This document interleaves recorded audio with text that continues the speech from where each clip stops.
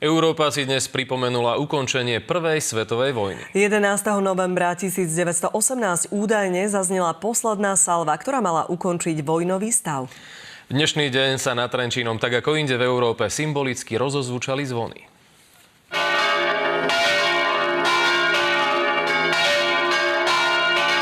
Je presne 11 hodín a 11 minút a aj nad Trenčínom sa rozozvučali zvony ako spomienka na obete všetkých ozbrojených konfliktov na svete. Treba však povedať, že dnešný dátum je symbolický.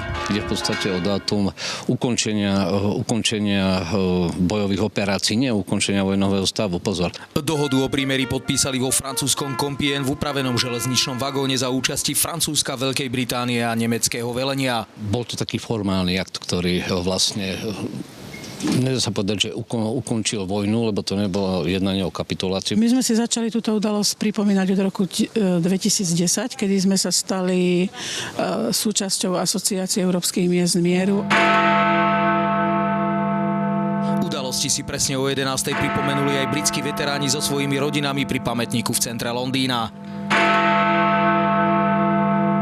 Na najväčšom vojenskom cintoríne v Trenčíne sa prišli obetiam Prvej svetovej vojny pokloniť členovia klubu generálov Slovenskej republiky. Podporujeme tieto aktivity, pretože si myslíme, že vojaci všetkých národností, či v prvej alebo v druhej svetovej vojne, ale aj na iných boiskách, obetovali zdravie a životy.